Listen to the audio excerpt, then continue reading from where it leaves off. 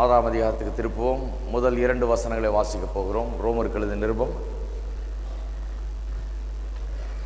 6ஆம் அதிகாரம் முதல் 2 வசனங்கள்.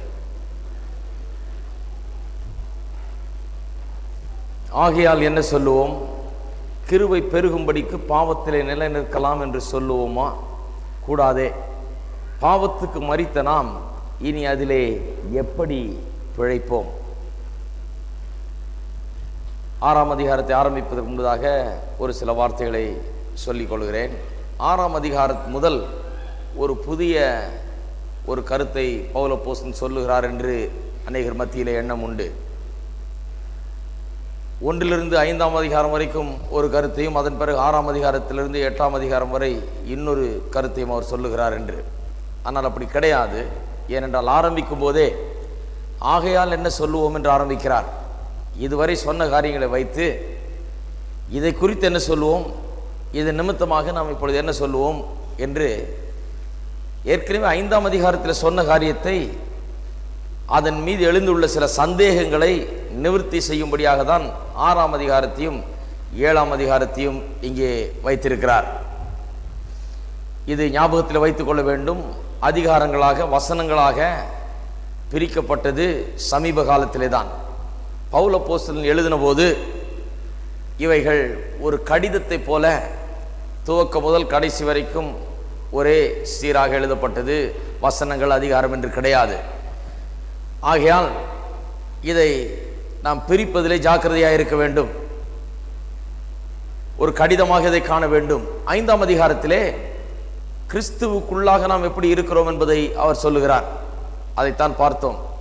குறிப்பாக 12 முதல் 21ஆம் வசனங்களிலே 5ஆம் அதிகாரத்திலே எப்படி நாம் ஆதாமுக்குள்ளாக இருந்தோம், பாவிகளாக இருந்தபோது, ரட்சிக்கப்பட்ட போது எப்படி நாம் கிறிஸ்துவுக்குள்ளாக இருக்கிறோம் என்று அந்த வித்தியாசத்தை அவர் எடுத்து காண்பிக்கிறார். ஆதாமுக்குள்ளாக இருப்பதையும் கிறிஸ்துவுக்குள்ளாக இருப்பதையும் குறித்து அவர் எடுத்து காண்பிக்கிறார். அது மட்டுமல்லாமல் விசுவாசத்தினால்தான் ஒரு மனிதன் நீதிமானாக்கப்படுகிறான். ரட்சிப்பு கிருபையினாலே மட்டும்தான் கிடைக்கிறது. மனுஷனுடைய செயலினாலோ கிரியினாலோ புண்ணியத்தினாலோ அல்ல. ஒரு மனுஷன் ரட்சிக்கப்படுவது என்பது கிருபையினால் மாத்திரமே, தேவனுடைய கிருபை மாத்திரமே.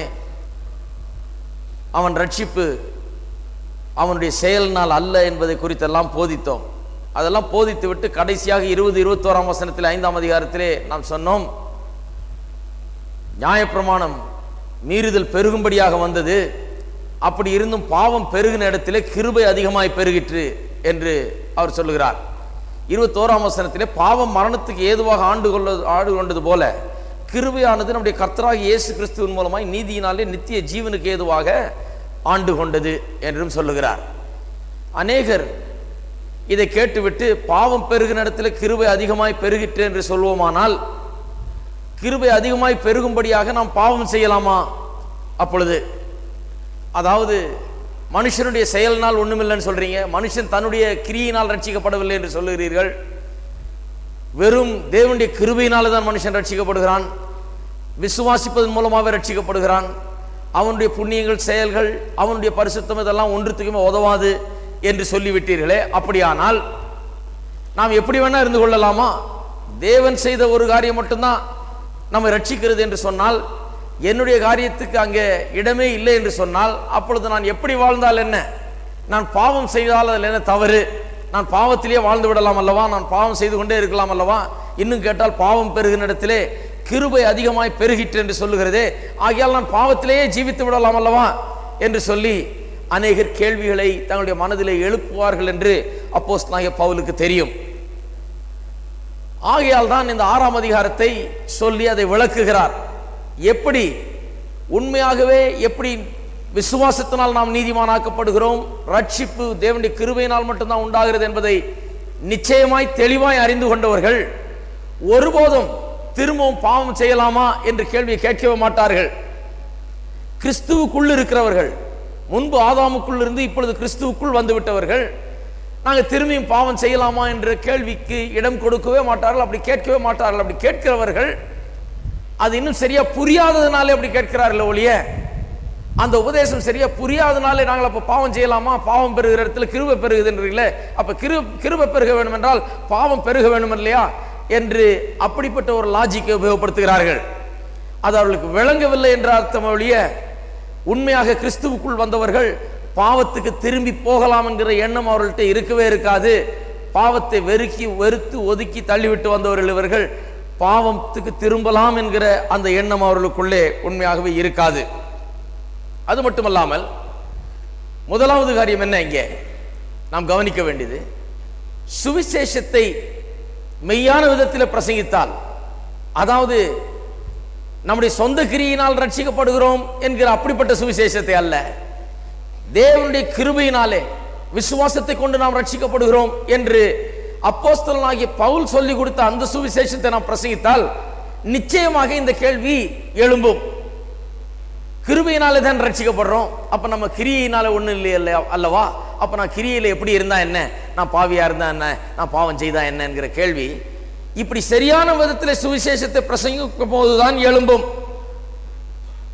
ஒரு மனுஷன் கிரியில் மூலமாக வருகிற ரட்சிப்பை குறித்து பிரசங்கித்தால், அதாவது நீங்கள் ரட்சிக்கப்பட வேண்டும் என்றால் நீங்கள் இன்றைக்கே பாவத்தை விட்டு ஒழித்து விட்டு இனி பாவம் செய்யாமல், எப்படியாவது ஒரு பாவம் கூட செய்யாமல் உங்களை காத்து கொண்டால், கடைசி வரைக்கும் உங்களை சுத்தமாய் பாவம் செய்யாமல் காத்து கொண்டால், அது நிமித்தமாக நீங்கள் ரட்சிக்கப்பட்டு பரலோகம் போவீர்கள் என்று ஒரு பிரசங்கித்தால், அது நிறைய பேர் பண்றாங்க. அப்படி பிரசங்கித்தால் இந்த கேள்வி எழும்பவே எழும்பாது. இந்த கேள்வி எழும்புகிறதுக்கு காரணம் என்ன? கிருபையின் சுவிசேஷம், விசுவாசத்தினால் தான் மனுஷன் நீதிமான் ஆக்கப்படுகிறான் என்கிறதை தெளிவாக நாம் பிரசங்கிக்கிறபடியினால் தான் இந்த கேள்வி எழும்புகிறது. பாருங்க, ரோமன் கத்தோலிக்க சபையிலே கிரியின் அடிப்படையிலே சுவிசேஷத்தை சொல்லுகிறார்கள். அந்த ரோமன் கத்தோலிக்க சபையை பார்த்து யாரும் இப்படிப்பட்ட ஒரு கேள்வியை கேட்டது கிடையாது. ஆனால் மார்ட்டின் லூத்தரை பற்றி இப்படிப்பட்ட குற்றஞ்சாட்டை சொன்னார்கள். என்ன குற்றஞ்சாட்டு? அவர் சொல்லுகிற உபதேசம் என்ன உபதேசம்? நாம் என்ன வேணா செய்துக்கலாம், நம்முடைய கிரியை ஒன்றும் இல்லை, நம்முடைய விசுவாசம் தான் பெருசுன்னு சொல்றாரு. ஆகையால் விசுவாசித்து நம்ம எப்படி வேணா நடந்துக்கலாம், விசுவாசித்து நான் எப்படி வேணா பாவம் செய்துக்கலாம், விசுவாசித்து விட்டு நான் எப்படி வேணா வாழ்க்கையை வாழ்ந்துக்கலாம். அவர் சொல்லுகிற உபதேசத்தின்படி பார்த்தால் விசுவாசம் தான் முக்கியம், கிரியை விட. ஆகையால் நான் எப்படி வேணா பாவத்திலே வாழ்ந்துக்கலாம், பாவம் பெருகிற இடத்துல கிருபை பெருகுது இல்லையா, அது மாதிரி பெருகிட்டு போட்டோம். அதுதான் அவருடைய உபதேசம்னு சொல்லுகிறார்கள். அது மட்டும் இல்லாமல் அவர் வெளியே வந்து கல்யாணம் பண்ணினதுனாலே அவருடைய மாம்ச இச்சைகளையும் ஆசைகளையும் நிறைவேற்றிக் கொள்வதற்காக தான் இப்படி ஒரு உபதேசத்தை அவர் போதித்தார் என்று அவரை குற்றஞ்சாட்டினார்கள். அதுபோலவே ஜார்ஜ் விட்ஃபீல்ட் என்கிற பெரிய பிரசங்கியார், மார்ட்டின் லூத்தருக்கு பிறகு 200 ஆண்டுகளுக்கு பிறகு வாழ்ந்தவர், சுவிசேஷத்தை வல்லமையா எடுத்து சொன்னவர்.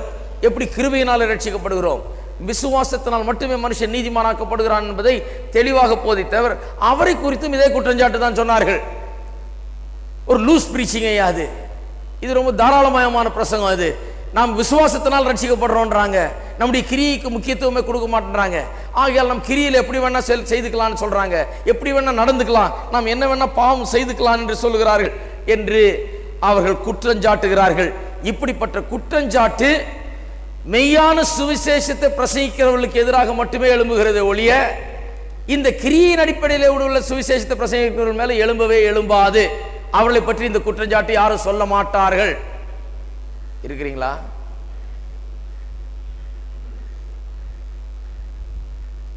ஆகையால் நான் முடிவுக்கு வந்துட்டேன்,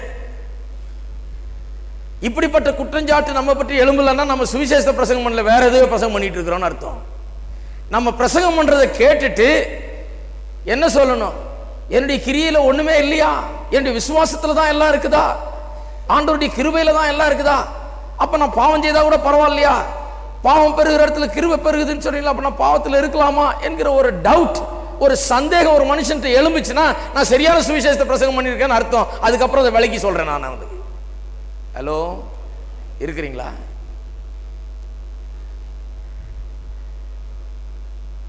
ஒரு பெரிய பிரசங்கியார் அதுதான் சொன்னார். உலக பிரசித்தி பெற்ற ஒரு பிரசங்கியார், வேத வசனத்தை அருமையாக போதித்தவர். இதை பற்றி பிரசங்கம் பண்ணி கொண்டிருக்கும் போது இதுதான் சொன்னார். இந்த டவுட் ஒரு மனுஷனுக்குள்ள எழும்பவில்லை என்றால் அவன் சரியான சுவிசேஷத்தை கேட்கலன்னு அர்த்தம். ஏன்னா தேவனுடைய கிருபையை அவ்வளோ அதிகமாக பிரசங்கம் பண்ணும்போது, நம்முடைய கிரியை ஒன்றுமில்லைன்றதை நிச்சயமா நம்ம பிரசங்கம் பண்ணும்போது நிச்சயமா மனுஷனுக்குள்ள இந்த டவுட் கிளம்பும். அது கிளம்பலைன்னா, அது எழும்பலைன்னா நாம் சரியான சுவிசேஷத்தை பிரசங்கம் பண்ணவில்லை என்று அவர் சொன்னார். நான் இதை பிரசங்கம் பண்ணிட்டு இருக்கும்போது 3ஆம் அதிகாரத்தை பிரசங்கம் பண்ணிக்கும் போது நான் யோசித்தேன், என்ன இன்னும் டவுட்டு கிளம்பலையேன்னு யோசித்த அன்னைக்கு ஒருத்தர் வந்துட்டார் முன்னாடி. கரெக்டாக அந்த டவுட், அதே டவுட்டோட தான் அன்னைக்கு தான் ரொம்ப சந்தோஷமாக போனேன் வீட்டுக்கு. கரியாக தான் பிரசங்கம் பண்ணியிருக்கிறோன்னு. தேவனுடைய கிருபை நல்லா ஏறி இருக்குது. ஒரே ஒரு சந்தேகம் தான் மனசில் நிற்கிது, அந்த சந்தேகத்தை கிளியர் பண்ணிடலாம். ஆனால் தேவனுடைய கிருபையை குறித்த சத்தியம் உள்ளத்தில் நன்றாக ஏற வேண்டும்.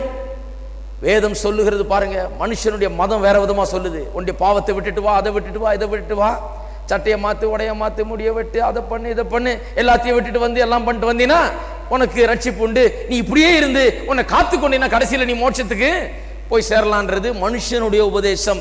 வேதவசனம் சொல்லுகிறது, நாம் பாவிகளாய் இருந்த போது, நாம் அக்கிரமத்தில் இருந்த போதே, நாம் பலனற்றவர்களாய் இருந்த போதே, நாம் தேவனுக்கு விரோதிகளாய் இருந்த போதே தேவன் நம்மை தம்மோடு கூட ஒப்புரவாக்கி கொண்டார். எப்போ நம்ம தேவன் அவரோடு சேர்த்து கொண்டார்?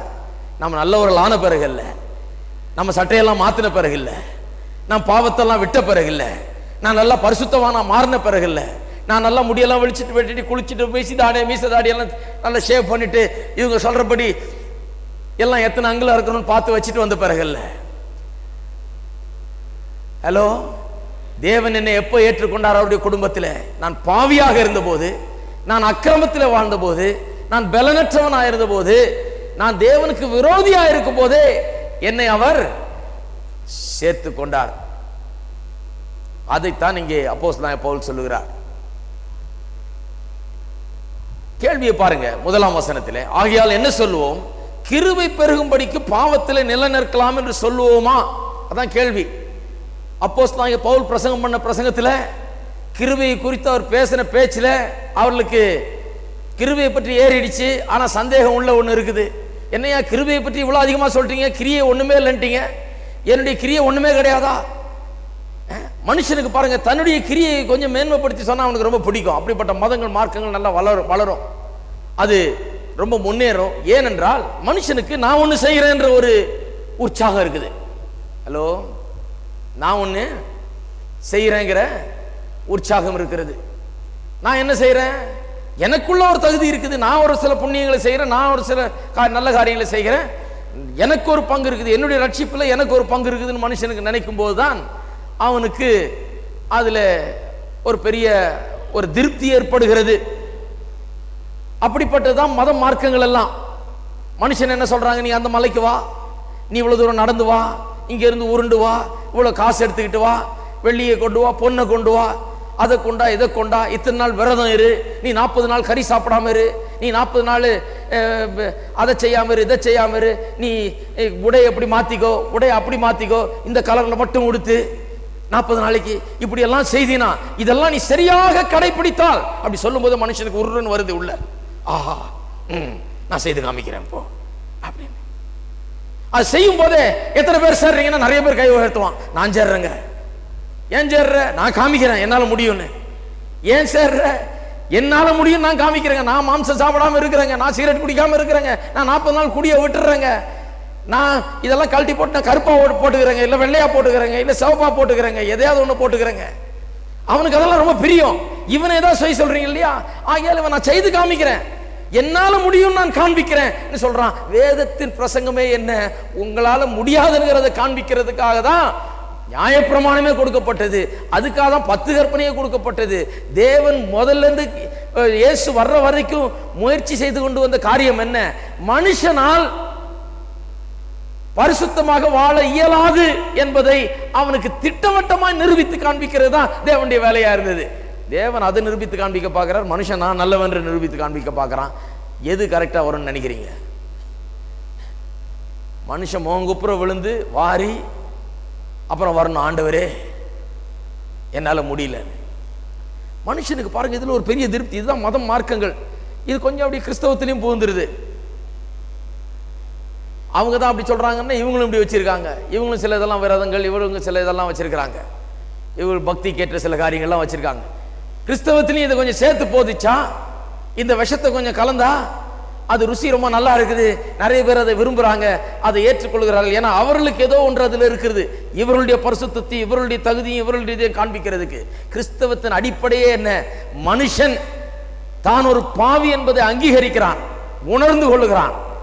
நான் பாவி ஆண்டவரே, என்னால் முடியாது, என்னை நீர் மாற்று, உம்முடைய வல்லமை என்ன மாற்றட்டும். நீர் மாற்றவில்லை, என்னால் மாற முடியாது, எனக்குள்ள அந்த தகுதி கிடையாது, நான் பாவத்தில் விழுந்தி சிக்கி அதனுடைய வல்லமையில் அகப்பட்டிருக்கிறேன். படிச்சோம் இல்லையா? அதனுடைய வல்லமையில அகப்பட்டிருக்கிறேன். தேவரீர் என்னை நீர் விடுவியும் என்று சொல்லுவதுதான் கிறிஸ்தவ மார்க்கத்தின் சுவிசேஷத்தின் அடிப்படை. அதுதான். அது மனுஷனுக்கு சாதாரணமா டக்குன்னு ஏறாது, அது பிடிக்காது. ஏன்னா இதுல இவனுக்கு ஒண்ணுமே இல்லை. இதுல இவனுக்கு என்ன? இவனுக்கு ஒண்ணுமே இல்லை, இவன் செய்யக்கூடியது ஒன்றுமே இல்லை. இயேசுவை பார்த்து சொன்னாங்க பாருங்க, அவர் 5 அப்பத்தி 2 மீனையும் கொடுத்து போஷித்த பிறகு எல்லாம் ஒரே கூட்டமாக கூடி அடுத்த நாள் வந்துட்டாங்க. எல்லாம் வந்து எல்லாம் நிற்கிறாங்க. இன்னைக்கும் நல்ல மீன் சோறு கிடைக்கும் போல இருக்குன்னு. அவர் சொன்னார், எதுக்கு வந்தீங்கன்னு தெரியும் எனக்கு, நேற்று நல்லா சாப்பிட்டீங்க, வயிறெல்லாம் நிறைஞ்சிச்சு, அதனால தான் வந்தீங்க. முழிச்சாங்க. இதுக்காகவா இவ்வளோ கஷ்டப்பட்டு வந்தீங்க? இப்படியே கேட்குறாரு. என்னுடைய பாஷையில் சொல்கிறேன், நானே ஒரு பைபிள் எழுதலான் இருக்கிறேன். இப்படி சிலருக்கு அப்போ தான் வழங்குன்னு நினைக்கிறேன். இதுக்காகவா இவ்வளோ கஷ்டப்பட்டு வந்தீங்க? அழிஞ்சு போகிற ஆகாரத்துக்கு, இன்னைக்கு சாப்பிட்டு நாளைக்கு ஒன்றும் இல்லாமல் போகுது, அந்த ஆகாரத்துக்கு, இந்த அழிஞ்சு போகிற ஆகாரத்துக்கு இவ்வளவு அலைஞ்சு இவ்வளவு தேடி கடலை கடந்து ஆற்றை கடந்து எல்லாம் ஓடி வந்திருக்கிறீங்க. ஆனால் அழியாத ஆகாரம் ஒன்று இருக்குது, அதை நான் தர இருக்கிறேன் உங்களுக்கு, அதை யாரும் கவனிக்க மாட்டேங்கிறீங்களா? என்ன அழடே, இது எங்களுக்கு வேணும் ஆண்டவரே, அப்படி ஒரு ஆகாரம் இருக்குதா? இந்த ஆகாரத்தை புடிச்சா உண்மையாக திருப்தி அடைவோமா? இது உண்மையாகவே எங்களை மாற்றுதா, எங்களை திருப்தி ஆக்குதா? இதைத்தானே தேடுறோம் நாங்கள். உண்மையாக எங்களுக்கு தாரும், நான் தாரும்னு சொல்லி அவ்வளோ பேர் நிற்கிறாங்க. இவர் என்னமோ பெரிய லிஸ்ட் எழுதி தருவார்னு யோசிச்சுக்கிட்டு அவர் என்ன சொன்னார், அந்த ஆகாரம் வேணும்னா ஒன்னே ஒன்று பண்ணோம். என்ன பண்ணோம்? நான் ஏதோ பெருசாக லிஸ்ட் கொடுப்பாருன்னு பார்த்தா அவர் சொல்றாரு, பிதாவானவர் அனுப்பினவரை விசுவாசியுங்கள். அவ்வளோதான். அவனுக்கு சீப்போன் ஆயிடுச்சு. என்னடா இது, இவ்வளவு கஷ்டப்பட்டு நாம் கேட்டுட்டு இருக்கிறோம், என்ன செய்யணும் சொல்ல ஆண்டவரே?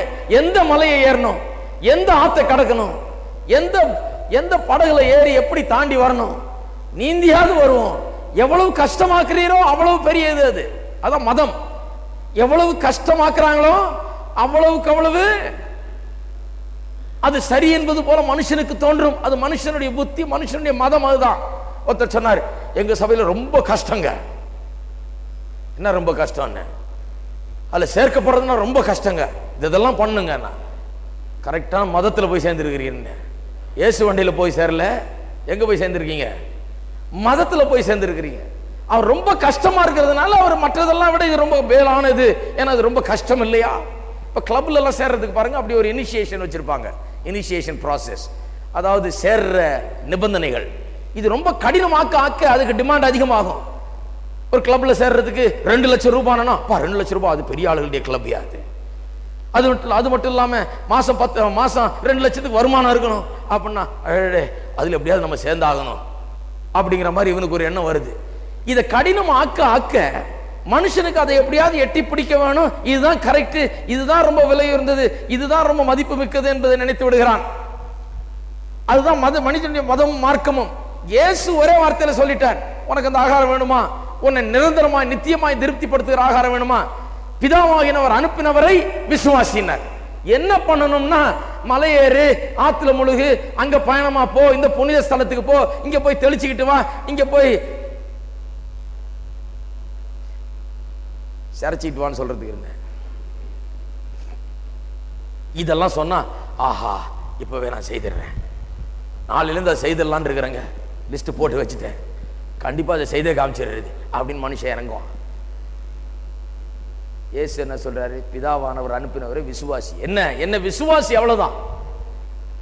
என்ன விசுவாசி, அவ்வளவுதான். ஒண்ணு செய்ய சொல்ல, என்ன விசுவாசி. என்ன விசுவாசிக்கிறது? உன்னால முடியாது, என்னாலதான் முடியும் விசுவாசி. உன்னால ரட்சிப்பை பெற முடியாது, உன்னால ரட்சிப்பை அடைய முடியாது, இவர்தான் ரட்சகர் என்று விசுவாசி. அதுதான் அர்த்தம்.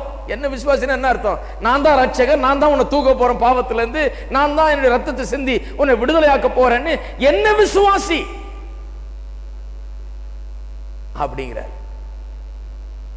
மனுஷனுக்கு பாருங்க, அது எப்பவுமே கஷ்டம். நம்ம தெய்வம் மனுஷன் அதையும் இதையும் கொண்டு வா, இதை பண்ணு அதை பண்ணுன்னு சொல்றதே கிடையாது. மனுஷனை என்ன விசுவாசி, உன்னால முடியாது என்னால தான் முடியும் என்கிறது விசுவாசி. பிறகு நீ என்ன நடக்குதுன்னு பாருங்க. கிருபை பெரும்படி பாவத்தில் நிலைநிற்கலாம் என்று சொல்லுவோமா? அந்த கேள்விக்கு பதில் சொல்லுகிறார் பவுல் அப்போஸ்தலன், கூடாதே. ஐயோ அப்படி சொல்லவே கூடாது, அந்த கேள்வி உன் மனசுல எழும்பவே கூடாது. அப்படிப்பட்ட எண்ணத்துக்கு இடம் கொடுக்கவே கூடாது. அது கொஞ்சம் கூட நினைச்சு கூட பார்க்க முடியாது. அது அப்படி ஆகக்கூடாது, அதை சொல்லக்கூட கூடாது என்று சொல்லுகிறார். ஏன்? கிருபை பெருகும்படி பாவத்தில் நிலைநிற்கலாமா என்று சொல்லுகிறவர்கள் ரெண்டு காரியத்தை சரியா புரிந்து கொள்ளல. ஒன்னு, ஜஸ்டிபிகேஷன் பை ஃபெய்த், விசுவாசத்தால் நீதிமானாக்கப்படுகிறோம் என்பதை புரிந்து கொள்ளல. விசுவாசத்தால் மட்டும்தான், மற்ற எதுனாலும் அல்ல என்பதை புரிந்து கொள்ளவில்லை. பாருங்க, மனுஷன் ரட்சிக்கப்படும் போது அவன் வெறும் பாவம் மன்னிக்கப்படுகிறது இல்லை, அதெல்லாம் ஒரு சின்ன காரியம்தான். நான் சொன்னேன் ஏற்கனவே, மனுஷன் ரட்சிக்கப்படும் போது அவன் தேவனுக்குள்ளாகவே வந்து விடுகிறான், கிறிஸ்துவுக்குள்ளானவனாகிறான், கிறிஸ்துவுக்குள்ளாக வந்திருக்கிறான். அவ்வளவு பெரிய மாற்றம் அவனுக்குள்ள. அவன் ஏதோ சுத்திகரித்து கல்வி சுத்தம் பண்ணி என்னத்தையோ பண்றது இல்லை, அவன் கிறிஸ்துவுக்கு உள்ளாக இருக்கிறான். அதுதான் வேதம் சொல்லுது. அந்த கிறிஸ்துவுக்கு உள்ளாக அவன் இருக்கிறான் என்கிற சத்தியத்தை அவன் உணரவில்லை, அவன் காணவில்லை. கிறிஸ்துவுக்கு உள்ளாக அவன் இருக்கிறான் என்பதை உணர்ந்து கொண்டான் என்றால் இப்படி பேசவே மாட்டான். கிறிஸ்துவுக்கு உள்ளாக இருக்கிறவன், கிறிஸ்துவிலேயே தன்னை காண்கிறவன், கிறிஸ்துவின் மூலமாக தன்னை பார்க்கிறவன், தன்னை கிறிஸ்துவுக்குள் காண்கிறவன் ஒருபோதும் நான் பாவம் செய்யலாமான்னு கேட்க மாட்டான். அவனுக்கு அந்த எண்ணமே எழாது. நான் பாவம் செய்யலாமா, கிருபை பெருகும்படி பாவம் செய்யலாமான்ற கேள்வி அவனுக்கு வரவே வராது. இரண்டாவது, கிருபையை சரியா புரிந்து கொள்ளல. கிருபையை சரியா புரிந்து கொள்ளலாம். கிருபையினுடைய நோக்கம் என்ன? கிருபை நாம் பாவம் செய்யும்படியா கிருபை கொடுக்கப்படுகிறது. பாவத்திலிருந்து நம்மை விடுவித்து, அதனுடைய அடிமைத்தனத்திலிருந்து நம்மை விடுதலை ஆக்கி, பாவத்தின் ஆளுகையிலிருந்து நம்மை விடுவித்து, நம்மை கிருபையின் ஆளுகைக்குள் கொண்டு வரும்படியாகத்தான் கிருபை கொடுக்கப்பட்டிருக்கிறது. கிருபை நம்ம பாவத்திலிருந்து விடுவிக்க கொடுக்கப்பட்டது, பாவத்தில் வைக்க கொடுக்கல. பாவத்தை தொடர்ந்து செய்யறதுக்காக கிருபை இல்லை. கிருபை கொடுக்கப்பட்டிருக்கிறது என்று சொன்னால் நாம் இதுவரை செய்ய முடியாத ஒன்றை செய்யும்படியாய் கிருபை கொடுக்கப்பட்டிருக்கிறது. இதுவரை பாவத்தில் வாழ்ந்த நாம் இனிமேல் அதன் அடிமைத்தனத்தில் வாழாதபடிக்கு விடுதலை ஆகும்படியாக கிருபை நமக்கு கொடுக்கப்பட்டிருக்கிறது. இது ரெண்டும் புரியாதனால தான் அதை அவர்கள் பேசுகிறார்கள். பவுல் சொல்லுகிறார் 2ஆம் வசனத்திலே, கூடாதே, பாவத்துக்கு மரித்த நாம் அதில் எப்படி பிழைப்போம்? பாவத்தில் மரித்த நாம் அதில் எப்படி பிழைப்போம்? இதை மறுபடியும் சொல்றார் இந்த அதிகாரத்தில். மறுபடியும் இந்த அதிகாரத்தில் சொல்லுகிறார். 6ஆம் வசனம், 7ஆம் வசனம், 8ஆம் வசனம், 10ஆம் வசனம், மறுபடியும் 11ஆம் வசனத்தில் அதை இன்டைரக்டா சொல்லுகிறார். பாருங்க, 6ஆம் வசனத்தில் பாருங்க, இனி பாவத்திற்கு ஊழியம் செய்யாதபடிக்கு பாவ சரீரம் ஒளிந்து போகும் பொருட்டாக நம்முடைய பழைய மனுஷன் அவரோடு கூட சிலுவையில் அறையப்பட்டது என்று அறிந்திருக்கிறோம். 7ஆம் வசனம், மரித்தவன் பாவத்துக்கு நீங்கி விடுதலையாக்கப்பட்டிருக்கிறானே. 8, ஆகையால் கிறிஸ்துவுடனே கூட நாம் மரித்தோமானால் அவருடனே கூட பிழைத்தும் இருப்போம் என்று நம்புகிறோமே. இதே அதாவது பாவத்துக்கு மரித்த நாம் அதில் இனி எப்படி பிழைப்போம் என்கிறத வேறு விதமா சொல்லுகிறார். அவர் மரித்தது பாவத்துக்கு என்று ஒரே தரம் மரித்தார், அவர் பிழைத்திருக்கிறது தேவனுக்கு என்று பிழைத்திருக்கிறார். அப்படியே நீங்களும் உங்களை பாவத்துக்கு மரித்தவர்களாகவும் நம்முடைய கர்த்தராகிய இயேசு கிறிஸ்துவுக்குள் தேவனுக்கு என்று பிழைத்திருக்கிறவர்களாகவும் எண்ணிக்கொள்ளுங்கள். மறுபடியும் அந்த யோசனை அவர் சொல்லுகிறார். பாவத்துக்கு மரித்த நாம் இனி அதிலே எப்படி பிழைப்போம் என்று சொல்லுகிறார். பாவத்துக்கு மரித்த நாம் எந்த விதத்திலே நாம் பாவத்துக்கு மரித்தோம்? பாவத்துக்கு மரித்த நாம் என்று சொல்லும்போது நடந்து முடிந்த ஒன்றை சொல்லுகிறார். மரிக்க போகிற நாம் அல்ல, மரித்து கொண்டிருக்கிற நாம் அல்ல. இது ஒரு பெரிய ஒரு சர்ச்சைக்குரிய காரியம். பாருங்க, கிறிஸ்தவர்கள் மத்தியில பழைய மனிதன் செத்தானா இருக்கானா, இல்ல செத்துக்கிட்டு இருக்கிறானா, இல்ல கொஞ்சம் கொஞ்சமா செத்துக்கிட்டு இருக்கிறானா, இல்ல செத்தே போயிட்டானா? பழைய மனிதனுடைய நிலை என்ன என்பது அநேக கிறிஸ்தவர்களுக்கு இன்றைக்கு விளங்காதனால தான் பாவத்தின் மீது ஜெயம் கிடையாது. பழைய மனிதன் செத்தானா, இல்ல செத்து கொண்டு இருக்கிறானா, கொஞ்சம் கொஞ்சமா சாகடிச்சு கொண்டிருக்கிறோமா? சிலர் நினைச்சிட்டு இருக்காங்க டெய்லி நாங்க சாகடிச்சிட்டு இருக்கிறோம் அந்த பழைய மனிதன். ஒரு நற்செய்தி உங்களுக்கு, பழைய மனிதன் செத்து விட்டான். அதான் வேதம் சொல்லுது. பாவத்துக்கு மரித்த நாம், எல்லாரும் சொல்லுங்க, பாவத்துக்கு மரித்த நாம். மரித்த நாம் என்னைக்கும் நடந்து முடிந்ததை சொல்லப்பட்டிருக்கிறது. இங்கே கிரேக்க மொழியிலே அந்த இலக்கணத்திலே ஏரஸ்ட் டென்ஸ் ஒரு டென்ஸ் இருக்குது. நடந்து முடிந்ததை தெரிவிக்கிறதுக்காக குறிப்பாக அந்த டென்ஸ் உபயோகப்படுத்துகிறார்கள். அது ரொம்ப முக்கியம். புதிய ஏற்பாட்டு கிரேக்க மொழியில வாசிக்கும் போது நடந்து முடிந்த காரியங்கள் அங்கே திட்டவட்டமாய் சொல்லப்பட்டிருக்கிறது. அதுல ஒன்று இது. இங்க அந்த டென்ஸ் தான் உபயோகப்படுத்தப்பட்டிருக்கிறது. மரித்த நாம், பாவத்துக்கு மரித்துட்டோம். அது எப்போ நடந்து முடிஞ்சிட்டது, இப்ப நடந்து கொண்டிருக்கிறது அல்ல, இனி நடக்க போகிறது அல்ல, கொஞ்சம் கொஞ்சமா நடந்து இப்ப நடந்து முடிஞ்சது அல்ல. ஒரே தரம் நடந்து முடிந்து ஆகிவிட்டது, பினிஷ்ட். அது எப்ப நடந்து முடிந்தது? நான் இயேசுவின் பேர்ல விசுவாசம் வைத்த அன்றைக்கே, நான் மறுபடியும் பிறந்த அன்றைக்கே, நான் தேவனுடைய பிள்ளையாக ஆன அன்றைக்கே நான் பாவத்துக்கு மரித்து விட்டேன். இருக்கிறீங்களா? பாவத்துக்கு மரித்துட்டீங்களா? மரிச்ச உடனே என்ன பண்றோம்? அடக்காராதனை வைக்கிறோம். எத்தனை பேர் அடக்காராதனை வச்சாச்சு? அடக்காராதனை தான் ஞானஸ்நானம். இந்த தண்ணீர் கல்லறையில் கொண்டு போய் இந்த பாவத்துக்கு மரிச்ச மனுஷனை என்ன பண்றோம்? அடக்கம் பண்றோம். பாவத்துக்கு மரிச்ச மனுஷனை வீட்டில் உட்காந்துட்டு வேடிக்கை பார்த்துட்டு இருக்கிறது இல்லை. செத்து போன மனுஷனை வீட்டில் வச்சுக்கிட்டு அழுதுகிட்டே இருக்க மாட்டோம். 24 ஹவர்ஸ்க்குள்ள அழுதெல்லாம் முடிச்சுட்டு கடகடன் தூக்கி கொண்டு போய் சேர்க்கிற வழியை பார்ப்போம். அதுக்கு மேல வச்சா சட்டத்துக்கு விரோதமானது அது இல்லையா? அழுகிற நிலையில வைக்கக்கூடாது. வியாதி பரம்பும், அது நல்லது இல்லை, சுகாதாரக்கேடு. பாவத்துக்கு மரித்த மனுஷனும் அப்படிதான். பாவத்துக்கு மரிச்சிட்டோம். ஞானஸ்தானம் எடுக்க வரும்போது சில நினைச்சிட்டு இருக்காங்க இனிமேதான் மரிக்க போறேன். இல்ல இல்ல, உயிரோட அடக்கம் பண்றது இல்ல. ஹலோ, உயிரோட அடக்கம் பண்றது இல்ல. பாவத்துக்கு ஏற்கனவே மரித்தவர்களை தான் அடக்கம் பண்ணுகிறோம். இயேசு அவர்கள் ஏற்றுக்கொண்டார்கள், பாவத்துக்கு மரித்துட்டார்கள், பாவத்துக்கு அவர்கள் செத்து இருக்கிறார்கள். பாவத்துக்கு செத்தோம் என்று சொன்னால் அதனுடைய அர்த்தம் என்ன? எந்த விதத்தில் நாம் பாவத்துக்கு செத்து இருக்கிறோம்? சிலர் சொல்றாங்க பாவத்துக்கு செத்தோம் என்றால் இனி அந்த பாவத்தின் வல்லமை, அதனுடைய ஆசை, இது எல்லாமே நம்ம விட்டு போயிட்டது, அதனுடைய பாதிப்பே இல்லாமல் நாம் இருக்கிறோம் என்று சொல்லுகிறார்கள். பாவம் என்ற பேச்சுக்கே வாழ்க்கையில் இடம் கிடையாது. இனிமே பாவமற்றவர்களாக, பாவத்தின் ஆசையோ பாவத்தின் வல்லமையோ பாவத்தின் பாதிப்போ எதுவுமே இல்லாமல் நாம் வாழுகிறோம் என்று சொல்லுகிறார்கள். அது தவறு. ஏன்னா அப்படி ஒரு ஆள் கிடையாது. பாவத்தின் பாதிப்போ அதனுடைய வல்லமையை சந்திக்காத மனுஷனோ அப்படி ஒன்று கிடையாது. அப்படி இருந்திருந்தால் 11, 12, 13ஆம் வசனத்தை பவுல் அப்போஸ்தலன் எழுதியிருக்கவே மாட்டார். 11, 12, 13 என்ன சொல்லியிருக்கு? விசுவாசிகளுக்கு அப்படியே நீங்களும் உங்களை பாவத்துக்கு மரித்தவர்களாகவும் நம்முடைய கர்த்தராகிய இயேசு கிறிஸ்துவுக்கென்று தேவனுக்கென்று பிழைத்தவர்களாகவும் எண்ணிக்கொள்ளுங்கள். ஆகையால் நீங்கள் சரீர இச்சைகளின்படி பாவத்துக்கு கீழ்ப்படியத்தக்கதாக சாவுக்கு ஏதுவான உங்கள் சரீரத்தில் பாவம் ஆளாதிருப்பதாக. பாவத்துக்கு இடம் கொடுக்காதீங்கன்றார். அப்படின்னா என்ன அர்த்தம்? இடம் கொடுக்க முடியும்.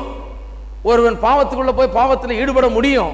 ஒரு கிறிஸ்தவ விசுவாசி அப்படி செய்ய முடியும். ஆனா அதுக்கு செய்யாதிருங்கள், செய்யறதுக்கு இடம் கொடுக்காதிருங்கள் என்றார். நீங்கள் உங்கள் அவயவங்களை அநீதியின் ஆயுதங்களாக பாவத்துக்கு ஒப்பு கொடாமல் உங்களை மரித்தோரிலிருந்து பிழைத்திருக்கிறவர்களாக தேவனுக்கு ஒப்பு கொடுத்து உங்கள் அவயவங்களை நீதிக்குரிய ஆயுதங்களாக தேவனுக்கு ஒப்பு கொடுங்கள் என்றார். ஏன் இதெல்லாம் பண்ண சொல்றாரு?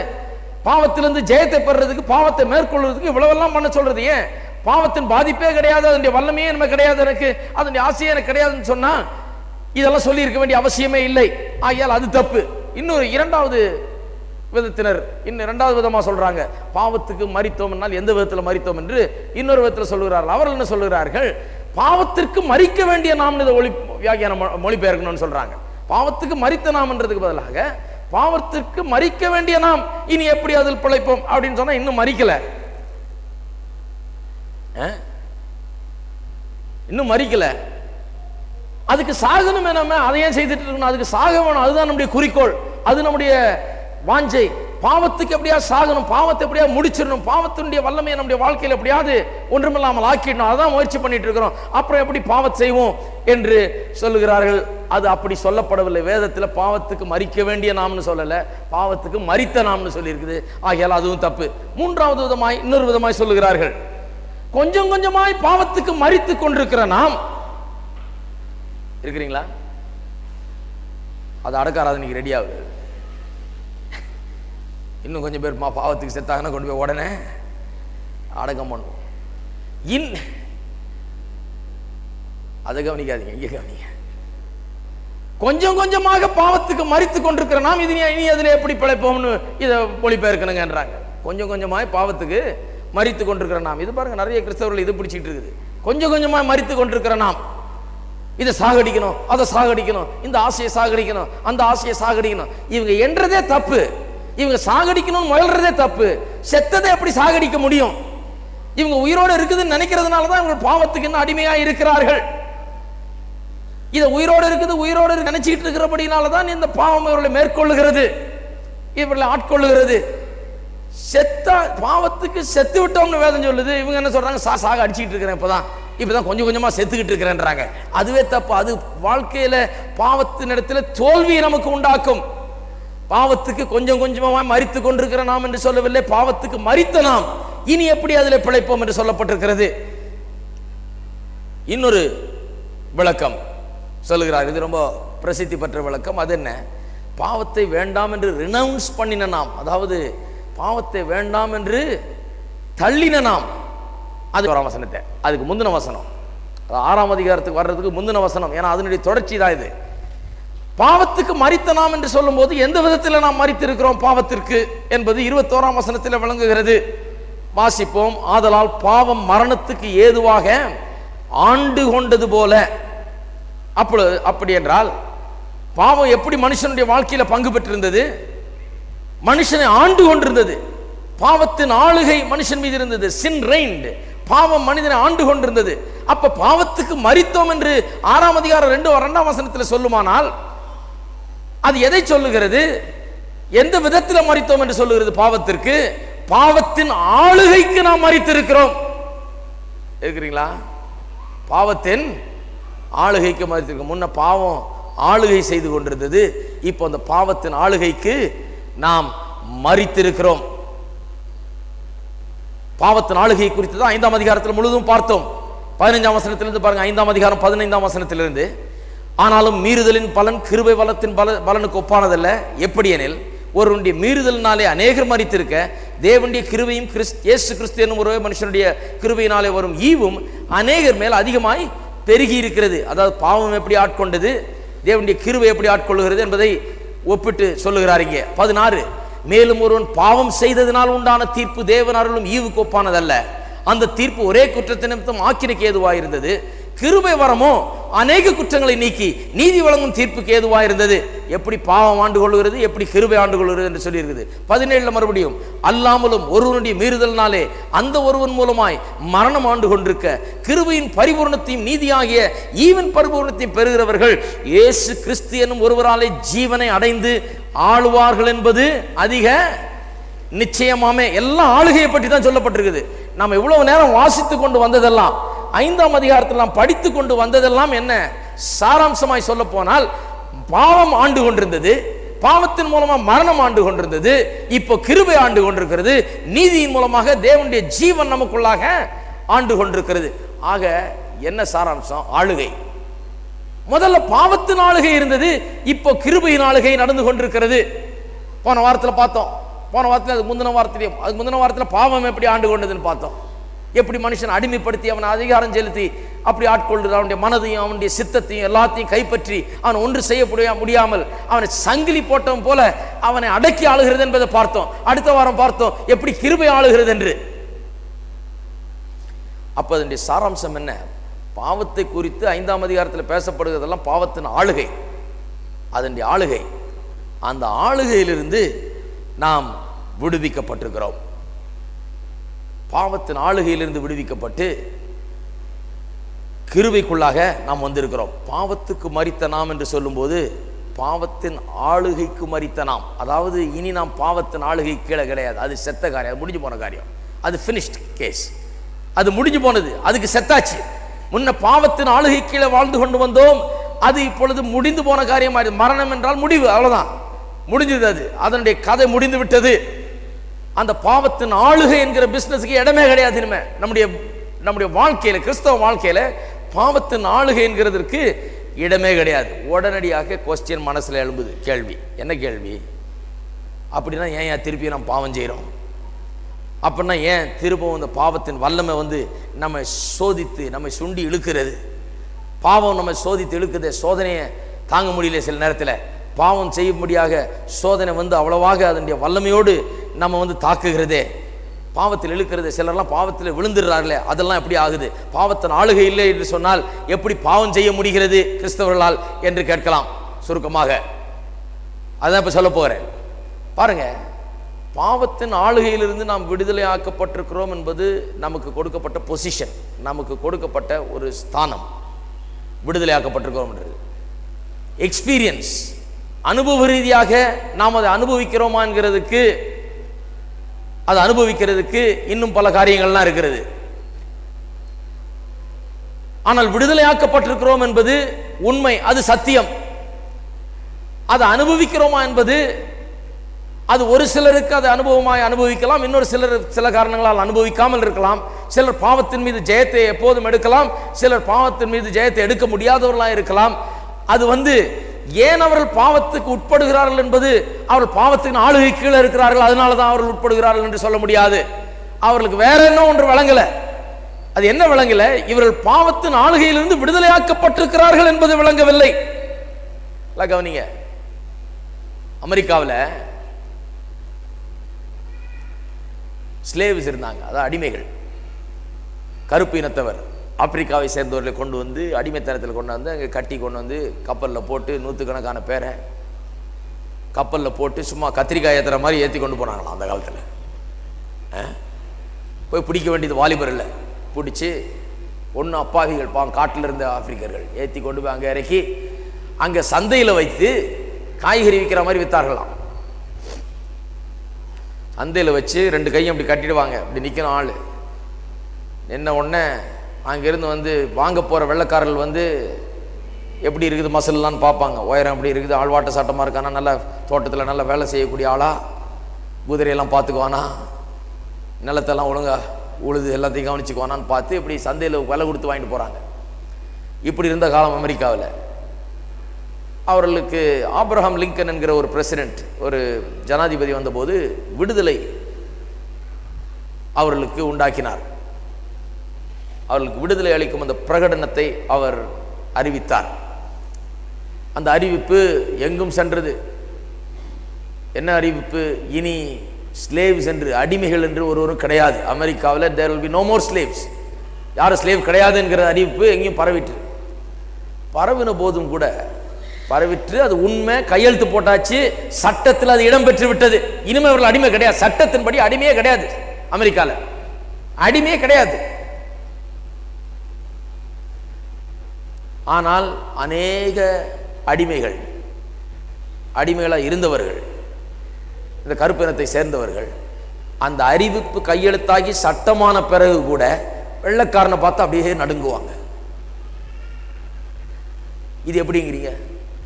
அப்பன்னா அவங்க இன்னும் அடிமையாக தான் இருக்கிறாங்க, அவங்க இன்னும் விடுதலை பெறலன்னு சொல்லுவீங்களா? கிடையாது. பெற்று விட்டார்கள் என்பது சத்தியம், அதுதான் உண்மை. சைன் பண்ணியாச்சு, ஜனாதிபதி உத்தரவு போட்டார், சட்டத்தில் அது இடம் பெற்று விட்டது. ஒருவன் அடிமையாக்குனா இனிமே அடிமை ஆக்கிறவன் ஜெயிலுக்கு போவான், அந்த அளவுக்கு ஆகி போச்சு இப்போ சட்டம். அடிமையாக்க எவனுக்கு அதிகாரம் கிடையாது. எந்த சக்தியும் உலகத்தில் இந்த அமெரிக்காவில் இப்ப குடியேறி இருக்கிற இந்த கருப்பு இனத்தை அடிமை ஆக்க முடியாது என்பது சட்டம். ஆனா ஏன் நடுங்கணும்? வெள்ளைக்காரனை பார்த்தோன்னு ஏன் நடுங்கணும்? பாருங்க, அந்த அடிமைகள் இல்லைன்னு சொன்ன பிறகு கூட எப்படி இருந்ததுன்னா, பஸ்ஸில் ஏறினா போய் உட்காடுறீங்க, ஆனால் வெள்ளைக்காரன் வந்தானே எந்திரிச்சு போய் பின்னாடி உட்காந்துக்கணும், அவனுக்கு முன்னாடி இடம் விட்டுருணும், இவங்க போய் பின்னாடி உட்காரணும். மரியாதை போய் இந்த ஆளு உட்காந்துட்டு இருந்தாங்க. கடைசியில் ஒரு அம்மா என்ன பண்ணி உட்காந்துட்டு எந்திரிக்க மாட்டேன்ருச்சு ஒரு நாள். ஹலோ, அந்த நிலைக்கு தான் இப்போ விசுவாசிகளை கொண்டு வரதுக்கு இருக்கிறோம். இப்போ நாங்கள் விசுவாசிகள்லாம் எல்லாம் விடுதலை ஆயிட்டாங்க. பாவத்தின் ஆளுகையிலிருந்து விடுதலையாகி அது கையெழுத்தாகி 2000 வருஷத்துக்கு முன்னால இயேசு சிலுவையில் மரித்த போது அது சட்டம் ஆயிப்போச்சு. இந்த சிந்தப்பட்ட விலையேறப்பட்ட ரத்தத்தை விசுவாசிக்கிற எவனும் இனி பாவத்தின் ஆளுகை கீழே கிடையாது. பாவத்தின் ஆளுகைக்கு அவன் செத்து இருக்கிறான். இனி பாவத்தின் ஆளுகைக்கு அவன் இருக்க வேண்டிய அவசியம் இல்லை என்கிறது பிரகடனப்படுத்தி விட்டாய்விட்டது. அதுதான் சுவிசேஷம், அதுதான் சுவிசேஷத்தின் அறிவிப்பு. இதை எங்கும் அறிவிக்கிறோம். ஆனா சிலருக்கு அது விளங்கல, இதனுடைய முக்கியத்துவம் விளங்கல, இதனுடைய மேன்மை விளங்கல.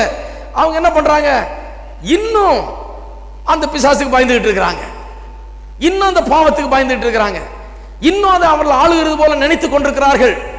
ஒரு அம்மா என்ன பண்ணுச்சு, அலபாமாங்கிற ஒரு மாகாணத்தில் உட்கார்ந்துட்டு போயா, நான் எந்திரிக்க மாட்டேன், என்ன பண்ற பண்ணிக்க வேண்டிச்சு. வெள்ளைக்காரன் அவனுக்கு வந்தது கோவம், நான் என்ன பண்ணிடுறேன்னு பார்க்க ஒன்றும் நடக்கல. அடுத்த நாள் பார்த்தா ஆயிரக்கணக்கான கருப்பர்கள் ப்ரொசஷன் வர்றாங்க ரோட்ல. எப்படி நீ எந்திரிக்க சொல்லலாம் இந்த அம்மாவன்? எல்லாரும் கிளம்பி, எல்லாருக்கும் வந்துருச்சு. இதை செய்திருக்கலாம், எத்தனையோ டசன் ஆண்டுகளுக்கு முன்னாலே இதை செய்திருக்கலாம். ஏன் இவ்வளவு நாட்கள் வெயிட் பண்ணாங்க சொல்லுங்க பார்ப்போம். ஆபிரகாம் லிங்கன் சொல்லி அது ஆயிடுச்சு எத்தனையோ ஆண்டுகள்.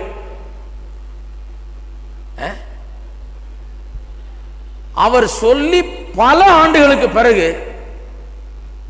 தலைமுறைலாம் முடிஞ்சு போயிடுச்சு. அந்த தலைமுறைலாம் இப்ப வேறொரு தலைமுறையில் இருக்கிறவங்க, ஒரு ஆள் யாரோ ஒரு அம்மா அதை உணர்ந்து, நான் எந்திரிக்க மாட்டேன், போ நீ என்ன பண்றப்பா, எனக்கு உரிமை இருக்குது இங்க உட்கார்றது, ஐ எம் அமெரிக்கன் சிட்டிசன், சட்டத்தில் எனக்கு இடம் இருக்குது, நீ என்ன பண்றியோ பார்க்கலாம், நான் இங்கே தான் உட்காரு போயாண்டுருச்சு. அந்த ஆள் ஒன்று பார்த்தாரு, எல்லாம் சேர்ந்து மிரட்டி பார்த்தாங்க. ஒரு 4 வெள்ளைக்காரர் வந்து இப்படி நின்று எந்திரிக்கிறியா இல்லையான்னு பயமா தான் இருக்கும். ஆனா சட்டம் என்ன சொல்லுது? அவன் கையை பிடிச்சி இழுத்துட்டு போகலாம். ஆனா சட்டம் என்ன சொல்லுது? சட்டம் சொல்லுது நீங்க உட்காரலான்னு. அந்த அம்மா அன்னைக்கு உட்கார்ந்துருச்சு பாருங்க. உட்கார்ந்து இடம் கொடுக்கல, ஊரே கிளம்பிடுச்சு, கடைசியில் நாடே கிளம்பிடுச்சு. மார்ட்டின் லூத்தர் என்பவர் எழுப்பினார். சபையில பிரசங்கம் பண்ணிட்டு இருந்த பிரசங்கியார் அவர், சபை போதகர் அவர், பேப்டிஸ்ட் சர்ச்சில் பாஸ்டர் அவர். அவர் என்ன பண்ணாரு, பிரசங்கம் பண்ணும் போதெல்லாம் இதை பற்றி பிரசங்கம் பண்ண ஆரம்பிச்சிட்டாரு. இஸ்ரவேல் மக்கள் எப்படி அடிமைத்தனத்திலிருந்து வந்தாங்க, அது இதுன்னு எல்பம் அடிமையா இருந்து விடுதலை ஆகிறது பற்றிய பிரசங்கம் பண்ண நான் அடிமை இல்லை, எனக்கு உரிமை இருக்கிறது என்கிற அந்த எண்ணம் ஜனங்கள் மத்தியில் உண்டாக ஆரம்பிச்சிருச்சு. உண்டாக முதல்ல சபை எழுந்திருச்சு, ப்ரொசஷனா போனா, அப்புறம் 4 சபை கூட சேர்ந்துச்சு, இன்னும் நிறைய பேர் சேர்ந்தாங்க. எல்லாம் சேர்ந்து வெள்ளைக்காரன் ஒரு கை பார்த்துடுறோம்னுட்டாங்க. ஹலோ, அவங்க என்ன பண்ணாங்க? தங்களுக்கு இருக்கிற உரிமையை அவர்கள் நிலைநாட்டுகிறார்கள். சட்டத்தில் அவர்களுக்கு கொடுக்கப்பட்டிருக்கிற அந்த உரிமையை அவர்கள் நிலைநாட்டுகிறார்கள், அவ்வளவுதான். சட்டம் ஏற்கனவே சொல்லியாச்சு இது இப்படித்தான். சட்டம் அப்படி சொல்லி இருக்கும் போது எப்படி வெள்ளைக்காரனுக்கு ஒரு தனி இடம், கருப்பர்களுக்கு ஒரு தனி இடம் பஸ்ல? சட்டம் எப்படி சொல்லி இருக்கும் போது ட்ரெயின்ல எப்படி வெள்ளைக்காரனுக்கு ஒரு தனி இடம், கருப்பர்களுக்கு ஒரு தனி இடம்? சட்டம் எப்படி சொல்லி இருக்கும் போது ரெஸ்டாரண்ட்ல போனா, பாத்ரூமுக்கு போனா, வெள்ளைக்காரர்களுக்கு ஒரு தனி பாத்ரூம், கருப்பர்களுக்கு ஒரு தனி பாத்ரூம், எப்படி இது கூடாதுன்னா? இது கூடாதுன்னா இன்னைக்கும் பாருங்க, கொஞ்சம் பயந்தா நம்மளை தலையில் ஏறிடுவாங்க. இன்னைக்கு சில ஏரியாலாம் இருக்குது அந்த ஊர்ல, இன்னைக்கு சில ஏரியாலாம் இருக்குது. வெள்ளைக்காரன் அல்லாதவர்கள், ஆப்பிரிக்காக்காரனா இருக்கணும் இல்லை, வெள்ளைக்காரனா இல்லாத யாரு போனாலும் கொஞ்சம் முறைப்பான். வெள்ளைக்காரனா இல்லாத யாரு போனாலும் கொஞ்சம் அப்படி முறைப்பாங்க. நான் ஒரு இடத்துக்கு போனேன், கார்ல போயிட்டு அங்கே பெட்ரோல் போடலான்னு நின்று, ஒரு சின்ன ஊர் பட்டிக்காடு, அங்க இந்த மாதிரி வெள்ளைக்காரன் இல்லாத ஆளுக்கு இடமே கிடையாது அங்கே. ஆனால் உள்ளே வரக்கூடாது, பேசாம போயிட்டே இருக்கணும். இப்போ ரோட்டில் போயிட்டு இருந்தால் அப்படியே போயிட்டே இருக்கணும், நின்னாங்கன்னா எல்லாம் முறைப்பாங்க. எனக்கு இது தெரியாது, நான் வெளியூருக்காரன், அந்த ஊருக்கு நமக்கு சம்மந்தம் கிடையாது. நான் அந்த பக்கம் பிரயாணமாக போயிட்டு இருக்கேன். நின்று பெட்ரோல் போட்டு உள்ளே போய் பணத்தை கட்டிட்டு, நம்மளே போட்டுக்கணும் பெட்ரோல், உள்ளே போய் காசை கட்டணும். உள்ளே போய் காசை கட்டினேன், அப்படியே பார்த்தா ஆள், பாத்ரூம் எங்கேயா? What do you mean? I mean where is the bathroom? என்ன கேட்டேன் அப்படின்னா, நான் கேட்டேன் என்ன கேட்டேன்னா, பாத்ரூம் எங்கன்னு கேட்டேன். என்ன மரியாதையை காமிச்சான் பாத்ரூம். என்ன கேட்டேன்னு கேட்டோன்னா, இல்லைப்பா நான் போயிடுறேன்னா போயிட வேண்டியதுதான், நமக்கு தோல்விதான், முடிஞ்சுது. அவன் நம்ம தலையில் ஏறிடுவான். என்ன கேட்டான்னு நம்ம பயந்துட்டு கை காலம் நடக்குது, ஐயோ நமக்கு என்னத்துக்கு வந்து, நம்ம இந்தியாவிலேருந்து வந்திருக்கோம், ஒழுங்காக போய் காரை ஓட்டு போய் சேருவோம், சுட்டுக்கிட்டு கொண்டுட போறான்னு நினைச்சா முடிஞ்சுது. அது எப்படி சொல்லலாம்? எனக்கு என்ன கேட்டேன்னு, நான் என்ன கேட்டேனா, பாத்ரூம் எங்கன்னு கேட்டேன், சத்தமா கேட்டேன் பாருங்க. Here, go to the end, there is a bathroom. மரியாதை. சில நேரத்தில் பாருங்க, விட்டு கொடுக்க முடியாது நம்முடைய உரிமையை நிலைநாட்ட வேண்டும். நாம் என்னவென்று அறிந்திருந்தால் உள்ள பயம் இல்லை. பாவத்தின் ஆளுகையில நாம் இல்லை என்று வேதம் சொல்லுகிறது. நாம் இருக்கிறோம் என்று நினைச்சா பாவத்துக்கு அடிமையா இருப்போம். பாவம் நம்ம பயமுறுத்தி நம்ம அழுத்தி வைத்திருக்கும், அதனுடைய வல்லமையின் கீழே நம்ம வைத்திருக்கும், நம்ம ஆளுகை செய்யும் பாவம். ஏன் பாருங்க, பாவம் இருக்குது, பாவம் செய்துட்டார், ஆகையால் பாவத்தின் ஆளுகையிலிருந்து விடுதலை இல்லைன்னு தான் அர்த்தம் கிடையாது. விடுதலை இருக்குது, ஆனா இவருக்கு அதை பற்றி சரியாக தெரியவில்லை, போதனை சரியா இல்லாதனால பாவம் அவரை ஆளுகை செய்கிறது. இருக்கிறீங்களா?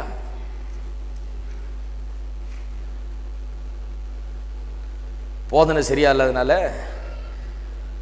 ஆளுகை செய்கிறது. வீடுகளில் பாருங்க, சில நேரத்தில் இன்னொரு உதாரணம் சொல்றேன். வீடுகளில் பாருங்க, சின்ன பிள்ளைங்க சில நேரத்தில் வேலைக்காரனுக்கு பயந்துட்டு இருக்கும்.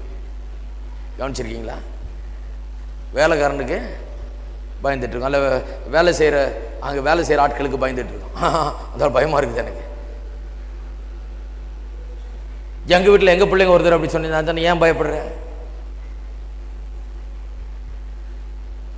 நீ ஏன் பயப்படுற? நீ வீட்டுக்கு ஓனரு, நீ சம்பளம் கொடுக்குற ஆளு, நீ ஏன் பயப்படுற? வேலைக்காரனை பார்த்து ஏன் பயப்படுற? பயப்படாத. நீ இந்த வீட்டு பிள்ளை, அவன் வேலைக்காரன். வேலைக்காரனை பார்த்து பிள்ளை பயப்படுறது கிடையாது, பிள்ளையை பார்த்தா வேலைக்காரன் பயப்பட வேண்டும். ஹலோ, ஜனங்களுக்கு, பிள்ளைகளுக்கு வேலைக்காரனை பார்த்து பயப்படக்கூடிய நிலைமை ஏற்படுகிறது, உண்மைதான், அனுபவ ரீதியாக. ஆகையால இவங்க பிள்ளை இல்லை, இவங்க வேலைக்கார கீழே ஆயிடுமா? கிடையாது, இவங்க பிள்ளை தான். பிள்ளைக்கு தெரியல, பிள்ளையினுடைய உரிமை புரியல, பிள்ளையினுடைய ஸ்தானம் என்னன்னு புரியல. அதை கத்துக் கொடுக்கணும், அந்த தைரியத்தை வளர்க்கணும், அதை சொல்லி கொடுக்கணும். இப்ப அடுத்த தடவை அப்படி மிரட்டினா இப்படி சொல்லுன்னு சொல்லி கொடுத்தேன். சொல்லி கொடுத்தா சரியா போயிடும் தானா? அப்படியா நான் செய்யலாமா? இப்படியா சொல்லணும் அந்த ஆளுக்கு? ஆமா சொல்லிப்பார், பேசாம போயிடுவாரு.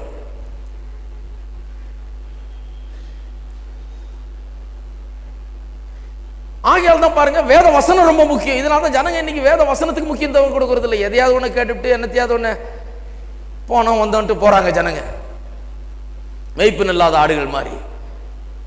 ஏதோ ரட்சிக்கப்படுறாங்க, ரட்சிக்கப்பட்ட பிறகு அவர்களுக்கு இந்த மாதிரி ஒரு சரியான ஒரு வெளிச்சம் கிடைக்காதனால, நாம் என்னவா இருக்கிறோம் என்கிற வெளிச்சம் கிடைக்காதனால, நாம் பாவத்துக்கு செத்து இருக்கிறோம் என்கிற வெளிச்சம் கிடைக்காதனால, பாவத்தின் ஆளுகை முடிந்து விட்டது, அதனுடைய ராஜ்யம் நம்முடைய வாழ்க்கையில முடிவு கட்டி விட்டாரு இயேசு வந்து, அப்படிங்கிறது தெரியாதனால அது இன்னும் இருந்துகிட்டு இருக்குன்னு நினைச்சிட்டு இருக்கிறாங்க. இன்னொரு உதாரணம் சொல்றேன் பாருங்க. ஒரு ரோடு இருக்குன்னு வச்சுக்கோ, நடுவில் ரோடு இருக்குது, இந்த பக்கம் ஒரு மைதானம், இந்த பக்கம் ஒரு மைதானம். இந்த மைதானம் வந்து பாவத்தின் ஆளுகை, அதனுடைய மைதானம், பாவம் பிசாசு எல்லாம் ஆளுகை செய்த அந்த இடம் இது.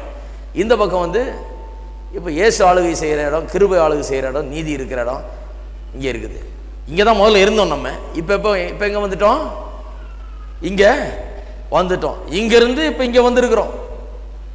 வேதம் தான் சொல்லுது, இருளின் அதிகாரத்திலிருந்து நம்மை விடுதலையாக்கி ஒளியின் ராஜ்யத்துக்குள் நம்மை பிரவேசிக்க பண்ணி இருக்கிறார். இந்த மைதானத்தில் இருந்தவர்கள் நாம் என்ன பண்ணி இருக்கிறோம்? இப்போ இந்த மைதானத்துக்கு வந்திருக்கிறோம். பிசாசு நம்மை தொட முடியாது. ஹலோ, வேத வசனம் சொல்லுது தொட முடியாது. பிசாசு நம்மை தொட முடியாது. அப்ப பிசாசு என்ன பண்றான்? அங்க இருந்துட்டு கத்திட்டு இருக்கிறான். பிசாசு இருக்கிறானா? இருக்கிறான். அவன் வேலை செய்யறானா? வேலை செய்யறான். அவனுக்கு வல்லம் இருக்குதா? இருக்குது. ஆனா எங்க இருக்கிறான்? அவன் வேற ஃபீல்ட்ல இருக்கிறான். நடுவில் பெரிய ரோடு இருக்குது, நான் இந்த பக்கம் இருக்கிறேன், அவன் அந்த பக்கம் இருக்கிறான். அவன் என்ன பண்றான்? இப்போ அங்கிருந்து என்ன மிரட்டிட்டு இருக்கிறான். அங்கிருந்து நான் பாத்துறேன் ஒன்னுன்றான், அங்கிருந்து கை காமிக்கிறான், அங்கிருந்து ஆணையிடுறான், அங்கிருந்து இதை பண்றான். நான் என்ன சொல்றேன்? நீ போயிட்டு வாயா, உன்னுடைய ராஜ்யம் முடிந்தது, இனி நான் உனக்கு கீழ்ப்படிய வேண்டிய அவசியம் கிடையாது, நான் அதுல இருந்து விடுதலை ஆக்கப்பட்டிருக்கிறேன், பாவத்தின் ஆளுகை இனி என்னுடைய வாழ்க்கையில கிடையாது. ஹலோ, இருக்கிறீங்களா? அதை யார் யார் அந்த உரிமை பாராட்டுற வேலையை எடுக்கிறாங்களோ அவர்களுக்கு அது உண்டு, அவ்வளவுதான். அவர்கள் அனுபவிப்பார்கள் பாவத்திலிருந்து விடுதலையை. பாருங்க, அந்த அம்மா உட்காந்துச்சுன்னு சொன்னேன்ல பஸ்ஸில், அந்த அம்மா உட்கார்ந்த உடனே இன்னொருத்தனை கொண்டு போய், ஒரு கருப்பு நிறத்தை சேர்ந்த பையனை கொண்டு போய் வெள்ளக்கார ஸ்கூலில் போய் சேர்த்துருக்குறாங்க. சேர்க்கறதுக்கு போய் நின்று இருக்காங்க, இல்லை வெளியே போன்றிருக்கான் வெள்ளக்கார ஸ்கூலில். எல்லாம் உள்ளே வரக்கூடாதுன்னு, உள்ளே வரக்கூடாதுன்னு எந்த அடிப்படையில் உள்ளே வரக்கூடாதுன்னு சொல்கிற? சட்டத்தை வாசித்து பார், நான் இங்கே தான் நிற்பேன், சேர்த்தாங்கன்னு என் பிள்ளையான்ட்டான். பெரிய வம்பா போச்சு. கவர்னரே இதுக்கு ஒத்துழைப்பு கொடுக்குறாரு. ஏன்னா அவரும் ஒரு இனவெறியர். பிரசிடென்ட் கென்னடி இங்கேருந்து ஒரு ஆள் அனுப்பிச்சிட்டாரு. ஆள் அனுப்பிச்சு அதை போய் சேர்க்கிறானா இல்லையான்னு பாரு, கண்டிப்பாக சேர்த்து ஆகணும், சட்டத்தின்படி செய்ய சொல் போ அப்படின்ட்டார். முடிஞ்சது கதை. அவன் போய் ஸ்கூலில் நின்றுட்டான். இந்த ஒரு கருப்பு இனத்தை சேர்ந்த ஒரு சின்ன பையனுக்கு பதில் சொல்ல முடியவில்லை. ஏன்னா சட்டம் அவனுக்கு சப்போர்ட் பண்ணுது, அதனால பிரசிடென்ட்டே அவனுக்கு சப்போர்ட் பண்ணுறாரு. சட்டத்தின்படி செய்யணும். இன வெறி எவ்வளோ இருந்தாலும் சரி, அதனுடைய அவருடைய பணபலம் எவ்வளோ இருந்தாலும் சரி, அவருடைய ஆள்பலம் எவ்வளோ இருந்தாலும் சரி, இதுக்கெல்லாம் பயப்பட வேண்டியதில்லை. சட்டத்தின்படி நிறைவேறி ஆக வேணும். இது நிறைவேற வரைக்கும் விடமாட்ட நிற்கிற ஆளுக்கு நிச்சயமாய் வெற்றி உண்டு. இது நடந்து முடிந்தோடனே பெரிய அமக்களும் நடந்து முடிஞ்சு ஓஞ்சுதுன்னு இருந்தாங்க. அங்கே போய் ஒருத்தன் காலேஜில் நின்றுட்டான், வெள்ளக்காரன் காலேஜில். இது வரைக்கும் ஒரு கருப்பு நிறத்தை சேர்ந்தவன் வெள்ளக்காரன் காலேஜில் போனதில்லை. அவன் போய் நின்று எனக்கு அட்மிஷன் கொடுன்றான். என்ன வம்பா போச்சு? இப்படி போனா எல்லாரும் வந்து அவங்க வந்து நம்மளோட கலந்துருவாங்களேன்னா, கலந்தே தான் ஆகணும்ட்டான். சட்டம் அப்படிதான் இருக்குது. சட்டத்தில் இடம் இருக்கிறது. சட்டம் அது பிரகடனப்படுத்தி அதை அறிவிச்சு எழுதி கையெழுத்து போட்டு எல்லாம் முடிஞ்சு விட்டது. இதை பயம் ஆளை வச்சு பயமுறுத்தி பயமுறுத்தி பயமுறுத்தி பார்த்தாங்க. எந்திரிச்சு போய் பின்னால உட்கார்ந்தா உட்காருனா உட்கார்ந்துட்டு இருந்தான், இறங்குனா இறங்கினான், ஏறுனா ஏறினான், நில்லுனா நின்னான். இவனை பிடிச்சி ஆளுகை பண்ணி கொண்டே இருந்தாங்க. திடீரென்று ஒரு கிளர்ச்சி உண்டானது. இந்த மார்ட்டின் லூத்தர் எந்திரிச்சு பிரசங்கம் பண்ண ஆரம்பிச்சார். எந்த வசனத்தை எடுத்தாலும் அதை தான் பிரசங்கம் பண்ணுவார். அவர் ஞாயிற்றுக்கிழமை தோறும் இதுதான் பிரசங்கம், எப்படி வெள்ளக்காரன் விடுதலை ஆகுறதுன்னு. ஜனங்களுக்கு அது பெரிய அவங்க வாழ்க்கை சம்பந்தப்பட்ட பிரச்சனையா இருக்கிறதுனால அவங்க எல்லாம் அதை கவனிச்சு அதன்படி நடக்க ஆரம்பிச்சிட்டாங்க. கடைசியில் வெள்ளைக்காரங்களே கூட சேர்ந்துக்கிட்டாங்க நிறைய பேர். அது எப்படி சேர்க்க வேணாம்னு சொல்ல வேணாம், வெள்ளைக்காரங்க கூட சேர்ந்துட்டு சேர்த்து ஆகுன்ட்டாங்க அந்த பையனை. கடைசியில் அவனை காலேஜில் சேர்க்க வேண்டியதான். முதல் கருப்பு இனத்தை சேர்ந்த முதல் பையன் வெள்ளைக்கார காலேஜில் சேர்ந்தான் பேப்பரில் வந்தது. ஏன் இவ்வளோ நாள் சேரக்கூடாதா? சேர்ந்து இருக்கலாம், சட்டம் அதுக்கு இடம் கொடுக்குது. ஆனா இவன் சேரல, யாருக்கும் அந்த தைரியம் வரல, யாரும் போய் கதவை தட்டல, யாரும் போய் உறுதியா நிக்கல, யாரும் போய் அதெல்லாம் முடிஞ்சதுங்க கதை, என்னை சேருங்க சட்டத்தை பாருங்கன்னு சொல்லல. அப்படிப்பட்ட விசுவாசிகள் இன்றைக்கு எழும்ப வேண்டும். ஹலோ, எப்படிப்பட்ட விசுவாசிங்க? நான் செத்துக்கிட்டே இருக்கிறேன், கொஞ்சம் கொஞ்சமா அடிச்சு சாகடிச்சிட்டு இருக்கிறேன், இந்த பாவத்தை, இந்த பாவ உணர்வுகளை, இந்த ஆசைகளை கொண்டுகிட்டே இருக்கிறேன் ஐயா, இந்த கொண்டுகிட்டே இருக்கிறேன். அதனால தான் மீன் கறியெல்லாம் சாப்பிடாம ரொம்ப நாள் உபவாசம் இருக்கிறேன், இந்த பாவத்தெல்லாம் கொண்டுகிட்டே இருக்கிறேன். இந்த உபதேசமே தப்பு, இந்த உபதேசத்தில் போனாலே தப்பா தான் வரும் எல்லாம். அப்புறம் பாவம் தலை மேல தான் நிற்கும். அதையே முதல்ல மாத்தணும். கரிமீன் சாப்பிடாம இருக்கிறதுனால நீங்க பாவத்தை மேற்கொள்றது இல்லை. ஒருத்தர் சொல்றாரு, என் மனைவி என்னிடத்தில் சொல்லுகிறாள், எனக்கு கோபமே வருகிறது இல்லையா. நான் ஏன் என்றால் நான் சைவம், சாப்பிடுறதே இல்லை, மீனையும் கறியும் சாப்பிடுறது. அப்போ என்ன அதை பிரசங்கம் பண்ணிடலாமா பேசாமல், எல்லாம் மீன் கறி சாப்பிடாம இருந்தேன்னு கோபமே வராதுன்னு? என்ன விளையாட்டாக இருக்குது இது? என்ன இது?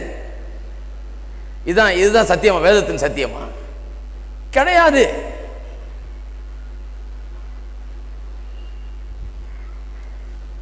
அதெல்லாம் நிறுத்திவிட்டு என்ன பண்ணணும்?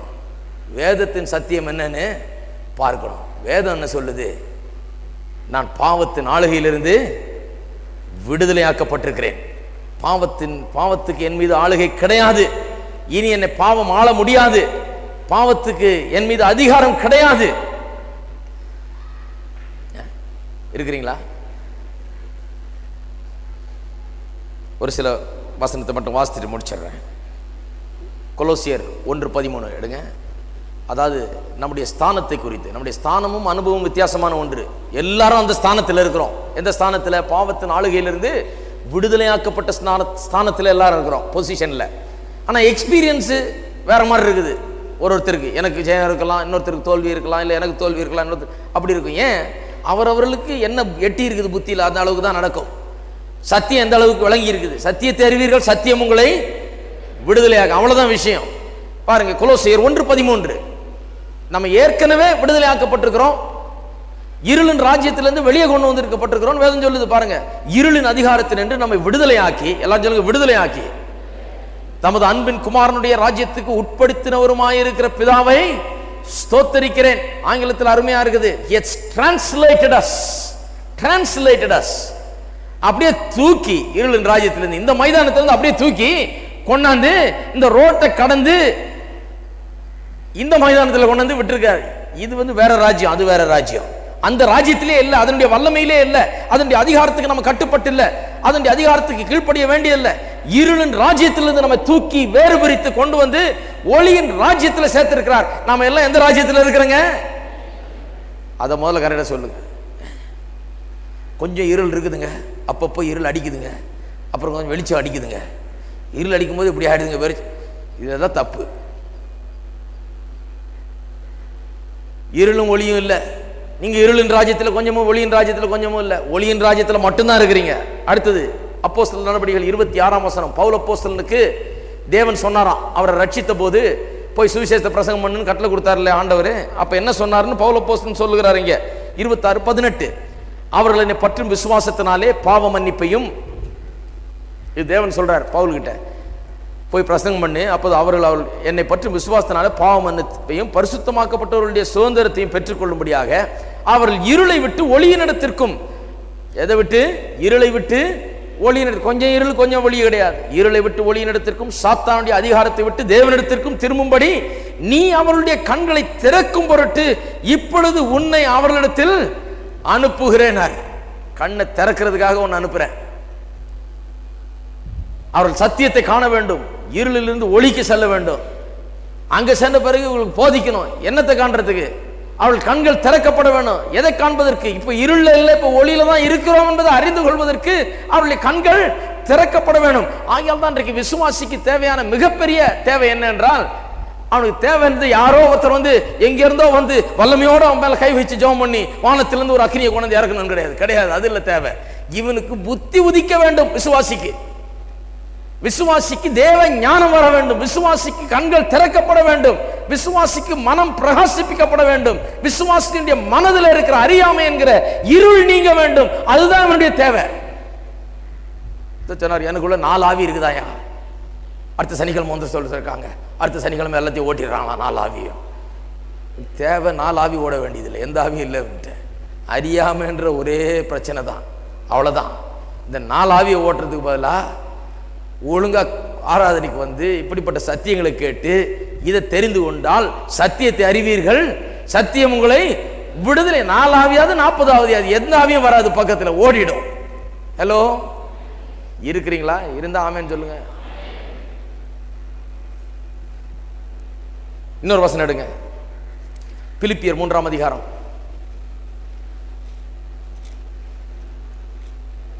20ஆம் வசனம். பிலிப்பியர் 3:20. நம்முடைய குடியிருப்போ பரலோகத்தில் இருக்கிறது. குடியிருப்போனா சிட்டிசன்ஷிப், தமிழ்ல அவ்வளவு சரியா வரல. குடி உரிமை, சிட்டிசன்ஷிப். நம்முடைய சிட்டிசன்ஷிப் எங்க இருக்குதா? பரலோகத்தில் இருக்குது. இல்லைங்க, நான் இந்தியாவில இருக்கிறேன், இந்தியா பாஸ்போர்ட்ல வச்சிருக்கிறேன். அதுதான் கண்ணு திறக்கப்படணும்.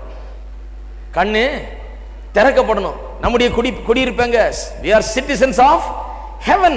நாம் எந்த குடியுரிமை பெற்றிருக்கிறோம்? என்னங்க சந்தேகமா இருக்கா? பரலோகத்தின் குடியுரிமை பெற்றிருக்கிறோம். அப்ப இங்க என்ன பண்ணிட்டு இருக்கிறோம்? இங்க சும்மா விசிட் பண்ணிட்டு இருக்கிறோம். டூரிஸ்ட் வீசால வந்திருக்கிறோம்,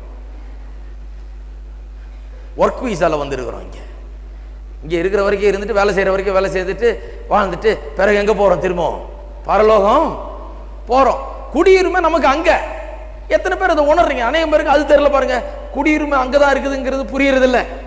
தேவனுடைய பிள்ளைகள் என்பது வழங்குகிறது இல்ல. இருளின் ராஜ்யத்தில் இல்ல, ஒரு ஒளியின் ராஜ்யத்தில் இருக்கிறார்கள் என்பது வழங்குகிறது இல்ல. வேத வசனம் அநேக காரியங்கள் இப்படி நமக்கு சொல்லுகிறது. இதெல்லாம் புரிந்து கொள்ள வேண்டும். தேவனுடைய வசனம் சொல்லுது நாம் தேவனுடைய பிள்ளைகளா இருக்கிறோம். இவங்க என்ன பிரசங்கம் பண்றாங்க? நாம தேவன் நம்ம தத்து எடுத்திருக்கிறார். you are adopted. ஒரு பெரிய ஆர்ஃபனேஜ் வச்சிருக்கிற மாதிரியும் அதில் நம்ம சேர்த்துக்கிட்ட மாதிரியும் இப்போல்லாம் நம்ம இந்த ஆர்ஃபனேஜ் பிள்ளைங்களா இருக்கிறோம் அப்படிங்கிற மாதிரி இருக்குது. அது தத்து எடுக்கலைங்க, அது ரொம்ப மோஸ்ட் அன்ஃபார்ச்சுனேட். அது தத்து எடுக்கல, தேவனுடைய பிள்ளைகள். we are not adopted, we are children, sons and daughters of God. அதுதான் உண்மை. சும்மா தத்து எடுத்தாருன்னு சொல்லிட்டு இருக்காதீங்க, அது தப்பு. தத்து எடுக்கவில்லை, தம்முடைய பிள்ளைகளாய் அவர் ஆக்கி இருக்கிறார். அதுதான் வேத வசனத்தினுடைய சத்தியம். நம்ம ஆர்ஃபனேஜில் இல்ல, தேவனுடைய வீட்டில் இருக்கிறோம். ஹலோ, சிலருக்கு அந்த புத்தி போகவே போகாது. பாருங்க, அந்த ஆர்ஃபனேஜ் மென்டல்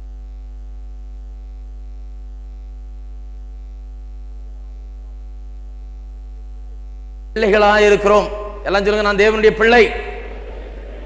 சரி, எபேசியர் 2:7 நாம் எங்க இருக்கிறோம் சொல்லுது பாருங்க. நீங்க உண்மையா அதை நம்புறீங்களா? எபேசியர் 2:7, கிறிஸ்து இயேசுவுக்குள் நம்மை அவரோடு கூட எழுப்பி உன்னதங்களிலே அவரோடு கூட உட்காரவும். இது என்ன பொசிஷன்? இதெல்லாம் பொசிஷன். சிட்டிசன்ஷிப் பரலோகத்தில் இருக்குதுன்றது அது என்ன பொசிஷன்? நாம் இருளில் இல்ல ஒளியில இருக்கிறோம், அது என்ன பொசிஷன்? இப்ப என்ன சொல்லி இருக்குது? நாம் இங்கே உட்கார்ந்து இல்ல, எங்க உட்கார்ந்துருக்கோமா? நான் இல்லங்க அங்க பிரசவாகத்துல சபையில உட்கார்ந்து கிடையாதுங்க, அங்க பரலோகத்துல பிதாவின் வலது பார்சத்தில் அவரோடு கூட உட்கார வைக்கப்பட்டிருக்கிறீர்கள் வேதம் சொல்லுது. அதுதான் பொசிஷன். நீங்க இல்லங்க, அது நான் பரலோகம் போன பிறகு ஆண்டவர் இயேசு என்னை கூட்டிட்டு வானத்துல கொண்டு போவாரு. அங்க கொண்டு போன பிறகு நான் நித்தியமா அவரோட இருப்பேன். அது இருக்கிற வரைக்கும் தீர்வே தெரியாது உங்க பிரச்சனை, அப்படி நினைக்கிற வரைக்கும். அது கரெக்ட் தானே? கரெக்ட் தான். ஆனால் இன்னைக்கு அங்க உட்கார்ந்து இருக்கிறேன்னு உங்களால நினைக்க முடியலன்னா ஜெயமே கிடையாது. ஹலோ, இன்னைக்கு உட்கார்ந்துருக்கீங்களா அங்க? அதான் வேதம் சொல்லுது, அவரோடு கூட உட்கார வைக்கப்பட்டிருக்கிறோம். இது எதிர்காலத்தில் இல்லை. இந்த past tenses of God's word பெரிய சப்ஜெக்ட். தேவனுடைய கடந்த கால நடந்து முடிஞ்ச காரியங்கள்லாம் வேதத்தில் வாசித்து பார்த்தா அதுவே ஒரு பெரிய ஒரு தைரியத்தை நமக்குள்ள கொடுக்கும். இது ஒரு பாஸ்ட் டென்ஸ், ரொம்ப முக்கியமான பாஸ்ட் டென்ஸ், நடந்து முடிஞ்ச ஒரு காரியம். இது என்ன சொல்லுது? அவரோடு கூட உட்கார வைக்கப்பட்டிருக்கிறோம். இன்னைக்கு நிறைய விசுவாசிகளுக்கு உலகம் பூரா விளங்குகிறது என்ன? ஒரு நாள் பரலோகம் போக போறோங்க, நாங்க தேவனோடு கூட அரசார போறோங்க, நாங்க அங்க இருக்கிற ராஜாக்கள் ஆசாரியர்களா இருக்க போறோங்க. வேதம் சொல்லுது இப்ப இருக்கிறீங்கன்னு. எவ்வளவு பெரிய வித்தியாசம் பாருங்க. நாளைக்கு இருக்க போறோம் சொல்றதுலயும் இன்னைக்கு இருக்கிறோம் என்று சொல்றதுலயும் நம்முடைய வாழ்க்கையே மாறிடும். நாளைக்கு இருக்க போறோம் சொன்னா இந்த வெற்றி, பாவத்தின் மீது ஜெயம் என்கிறது கை கட்டாத பணமாவே இருக்கும் கடைசி வரைக்கும். ஆனா அப்படித்தான் இருக்கிறோம், அவரோடு உட்கார்ந்து இருக்கிறோம். போய் பரலோகம் போய் அங்க போய் ராஜரீக ஆசாரிய கூட்டமா இருக்கும். இப்பவே ராஜரீக ஆசாரிய கூட்டமா ஆண்டுகிட்டு இப்போ அவரோடு கூட உட்கார்ந்து கொண்டு இருக்கிறோம் என்பதை காண்பதற்கு கண்கள் திறக்கப்படாவிட்டால் வெற்றிக்கு இடமே கிடையாது, வாய்ப்பே கிடையாது. ரொம்ப கஷ்டமா இருக்குதுங்க இதை நம்புறதுக்கு. இப்ப எப்படி அங்க உட்கார்ந்து இருக்கிறேன்னு நம்புறது? அதுதான் ஆபிரகாமுக்கு சொன்னார். 100 வயதான ஆபிரகாமுக்கும் 90 வயதான சாராளுக்கு என்ன சொன்னாரு? நம்புனாரு. எதை நம்புனாரு? உன் பாக்குறதெல்லாம் நம்பு, உன் சுருங்கி போன சரீரத்தை நம்பு, உன் கூண்டு விழுந்த முதுக நம்புனாரா? நீ கண்ணாடியில பாக்குறத நம்புனாரா? உன் பர்த் சர்டிபிகேட்டை நம்புன்னு சொன்னாரா? இல்ல ஜனங்கள்லாம் என்ன சொல்றாங்க அதை நம்புன்னு சொன்னாரா? கிடையாது. இல்ல இத்தனை வருஷமா குழந்தை பிறக்கலையே எல்லாருக்கும் தெரியுமே அதை நம்புன்னு சொன்னாரா? கிடையாது. எல்லாம் முடியாது.